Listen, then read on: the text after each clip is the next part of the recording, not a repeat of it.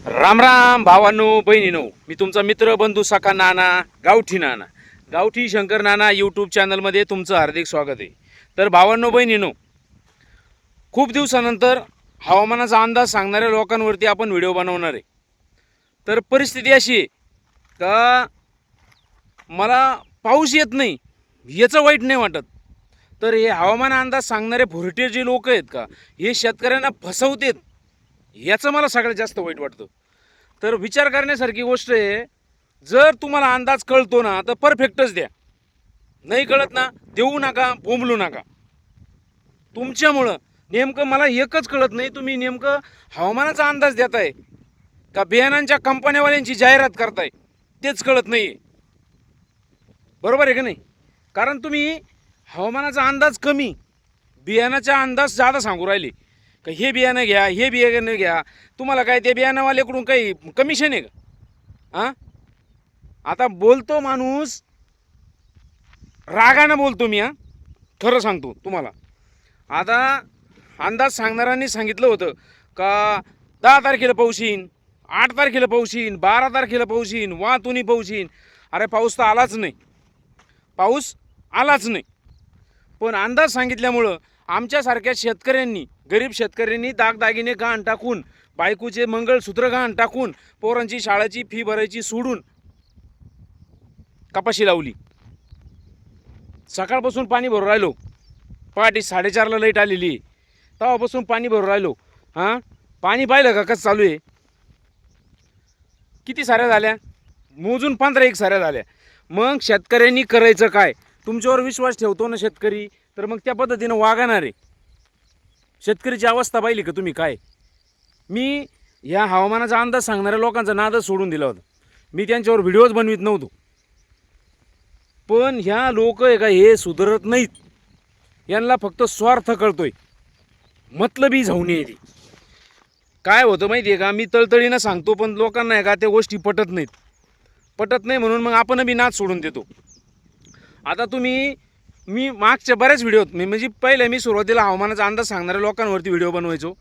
तर मी त्याच वेळेस सांगितलं होतं का हे जी लोक आहेत हवामानाचा अंदाज सांगणारे, हे लोक बियाणाच्या कंपन्या, औषधाच्या कंपन्या, तुम्हाला सांगतो कोण उघडून काय घेते, खताच्या कंपन्या, यांच्याकडून कमिशनवर काम करतात का काय, अशी शंका यायला लागली. मी बोलतो, माझं बोलणं कडू वाटत असन, पण जो खास शेतकरी आहे ना त्यालाच माझं बोलणं कळन का मी खरं बोलतो का कसं बोलतो म्हणून. आणि इथून जळतं हो, इथून जळतं. सकाळचे 8:30 वाजले नाही अजून, ह्या बा घामाच्या धारा लागल्यात. हां, अशा याच्यात पाणी भरायचं काम चालू आहे. आमचा तुमच्यावर राग नाही, आम्ही म्हणत नाही का तुमचा आम्हाला राग येतो बाबा, तुमचा बांधाला बांधे बाबा, आमच्या अजिबात नाही. पण तुम्हाला अंदाज कळतो ना. अरे आम्ही विश्वास ठेवतो रे. शेतकरी ना हा भोळा भाबडा माणूस, हा कधी तुमच्यासारख्या हवामान अंदाज सांगणाऱ्यावर विश्वास ठेवतो, कधी शेतकरी हा सरकारवर विश्वास ठेवतो. कर्जमाफीचे 3-13 वाजवले. 2019ला कर्जमाफी झाली. आता ते सरकार कोणाचं होतं त्याच्याशी आपल्याला काही घेणं देणं नाही. पण 2019ला कर्जमाफी झाली. त्या कर्जमाफीत माझ्या माहितीनुसार कमीत कमी समजा 70-80% लोक बसले, शेतकरी बसले त्या कर्जमाफीत. मग आणि आता काय आट आणली का 2019ला ज्यांना कर्जमाफी भेटली त्यांना कर्जमाफी होणार नाही. अरे मग जर त्या टायमाला समजा 50% लोक धरा, 60% लोक धरा, त्या लोकांना तवाच बसलेली. मग आताची कर्जमाफी तुमची किती लोकांना आहे? तरी पण शेतकरी विश्वास ठेवणार. शेतकरी आहे ना तो बळीराजा आहे ना, ज्याचा बळी दिला जातो ना तो बळीराजा. म्हणायला फक्त बळीराजा आहे तो, राजा नाही, फिजा नाही, काहीच नाही. हां, अरे ही जी परिस्थिती चालू आहे शेतकऱ्यावर, याच्यावर लक्ष द्या रे. सरकार तिकडं, हे हवामानाचा अंदाज सांगणारे भुरटे लोक इकडं. काय करावा शेतकऱ्यांनी, काय करावा? आता तुम्ही विचार करा, अजून जर 8 दिवस जर पाऊस नाही आला, 8-10 दिवसात पाणी संपून जाईन, प्यायला पाणी नाही. हां, सरकारने सांगितलं का तळ्यातलं याच्यातलं पाणी फक्त प्यायसाठी ठेवा, म्हणजे तुम्हाला सुद्धा गॅरंटी नाही पाऊस येईन म्हणून. मग शेतकऱ्यांनी करायचं काय? काय करायला पाहिजे शेतकऱ्यांनी तुम्ही सांगा. रडकुंडी आला शेतकरी, रडकुंडी आला. बरं, हे पेरणीचं सीझन आणि पोरांच्या ॲडमिशनचं सीझन संकजी.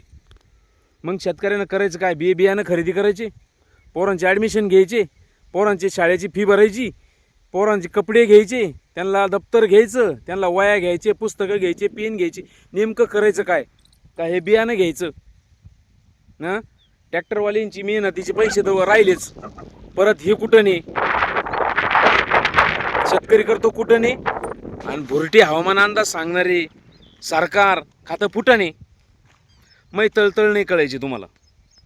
जो खास शेतकरी आहे ना, त्यालाच माझं बोलणं कळन, त्यालाच माझी तळतळ कळन. अरे नाही जनची तर मनची तरी वाटू द्या रे.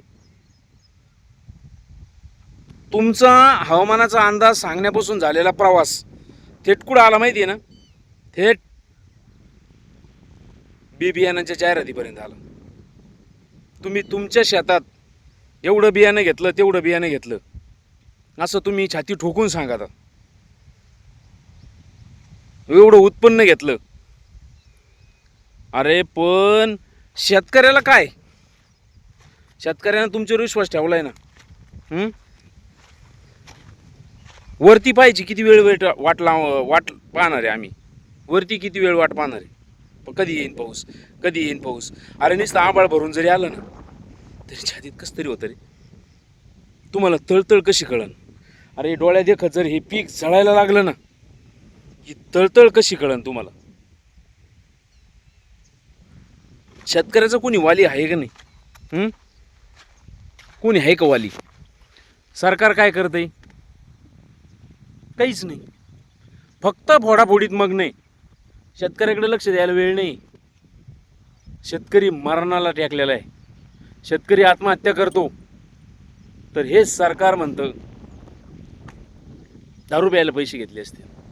अरे असे बियाणं मातीत घालतो आम्ही. एका दाण्याचे 4 दाणे करण्याची ताकद आहे शेतकऱ्याची, आहे का नाही? पण सगळ्यांनी फक्त लुटून खायचं शेतकऱ्याला एवढंच ठरवलेलं आहे. नुसतं वारं सुटलंय पण पाऊस काही आहे नाही. तुम्हाला अंदाज येतो ना 7 जूनला येईन, मान्सून येईन. आता तिथे काही नवीनच निघालंय, अल्निनो येणार आहे. अरे जर अल्निनो येणार आहे तर मग हे सांगते कशाला पाऊस येणार आहे म्हणून? अरे शेतकऱ्याचा आहे का जेवढा त्याच्या आईबापावर विश्वास नाही का, त्याच्यापेक्षा जास्त त्या हवामान अंदाज सांगणाऱ्या लोकांवर विश्वास आहे. आणि इथं तर सगळीत मोठी चूक आहे, ही सगळ्यात मोठी चूक आहे. सुधरा, हवामानाचा अंदाज सांगणाऱ्या लोकांना सुधरा. तुम्हाला खरंच सांगतो, इथून पुढे जर हवामानाचे अंदाज चुकले तर तुम्हाला सांगतो शेतकरी दांडा घेऊन जर तुमच्या नाही मागं लागला ना, पैन देईन मी तुम्हाला. तुम्ही तुमचं ते नाही का भीक नको पण कुत्रावर, तशी तुमची परिस्थिती झालेली. तुमचा अंदाज नको पण थोबाड बन ठेवा. पटतं का तुम्हाला? अरे लाजा वाटू द्या. शेतकऱ्याच्या जीवाशी खेळू राहिले तुम्ही. दागदागिने घाण टाकून शेतकऱ्यांना पीक मातीत घातलंय, पण तुम्हाला लाजा वाटत नाही. तुम्ही सुधारणार नाही. पण मग तुम्हाला सांगतो खमके या माझ्याकडे ही जी ताकद आहे ना सोशल मीडियाची, याच्यातून तुम्हाला घोडा लावणार. मी बंद केलं होतं मध्ये 2 वर्ष. मी कोणत्याच हवामानाचा अंदाज सांगणाऱ्या लोकांवर व्हिडिओ बनवलेले नाही. पण आता तुम्हाला सुट्टी देणार नाही. आत्ताच सांगतो तुम्हाला काय माया वाकडं करायचं ते करा, पण तुम्हाला सुट्टी नाही देणार. जे होईन ते होईन. शेतकऱ्याच्या जीवाशी खेळू नका. अरे पोटच्या पोरावानी या पिकाला जीव लावितो शेतकरी. तुमच्या अंदाजावरती आम्ही पिकं लावली. ज्यांच्याकडे पाणी आहे त्यांचं ठीक आहे, ज्यांच्याकडे पाणी नाही त्यांनी काय करायचं? थेंबाट पडलं नाही अजून, थेंबाट. तेव्हा तुम्हाला हात जोडून विनंती, सुधरा. अन्यथा शेतकरी बिघडला ना, तुम्हाला अंदाज नको तुमचा, काहीच नको. माझ्या शेतकरी भावांना जर हा व्हिडिओ आवडला ना, नक्की शेअर करा आणि जाऊ द्या त्या हवामान अंदाज सांगणाऱ्या लोकांपर्यंत. बघू काय व्हायचं ते होईन, जाऊ द्या. सगळ्यांना जय जवान, जय किसान, जय शिवराय.